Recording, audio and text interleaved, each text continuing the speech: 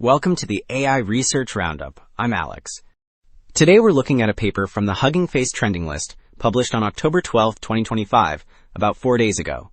This paper proposes a training-free inference-time loop, where a vision language model detects conventional concepts during diffusion and pushes the sampler away from them, delivering novel yet valid images. For pets, GPT-4o marked about 87% of results as unknown or unclassifiable.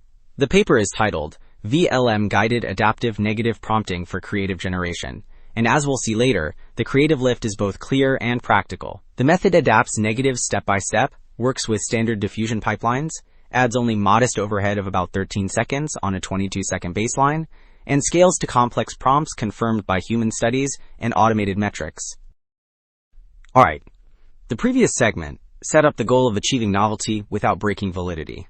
Figure 1 showcases results across pets, chess sets, sofas, jackets, and buildings, which look strikingly unconventional yet remain recognizable within each category. The collage illustrates that the feedback-driven negatives push sampling away from typical dogs or plain jackets, so the images land in new semantic regions, while staying coherent.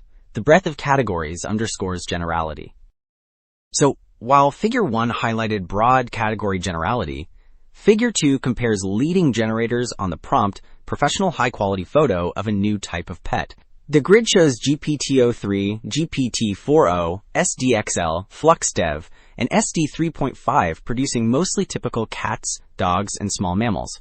Adding creativity phrases still yields familiar modes, which underscores the novelty ceiling of simple prompting. This contrast motivates an approach that actively steers sampling away from conventional concepts.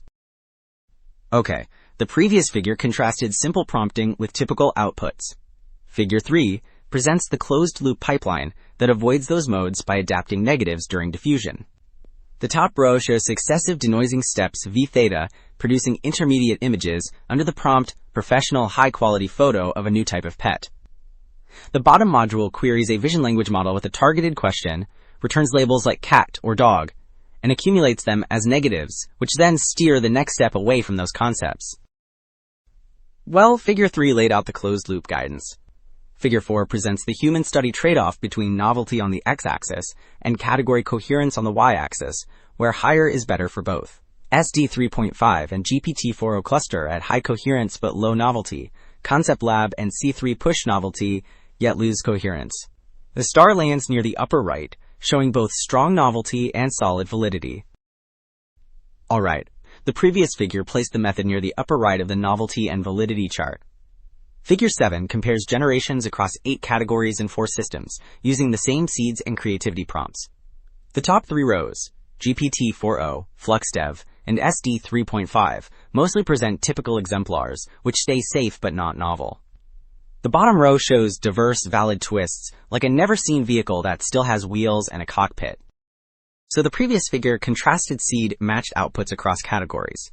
Table 1 reports the numbers across 4 categories, covering novelty, diversity, and validity. The dynamic approach with Quinn 2.5 and Blip 2 leads on novelty and diversity, while keeping competitive validity, with the Quinn 2.5 setup reaching a GPT score near 0.92.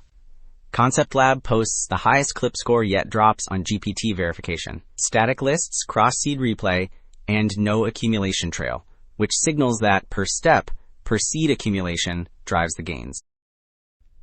Wrapping up, 2 takeaways stand out.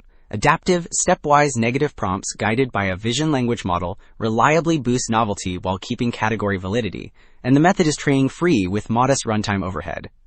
The broader implication is plug-and-play creative control for any diffusion pipeline, enabling interactive exploration for design and media. That is it for this episode of the AI Research Roundup. I am Alex. Thanks for listening.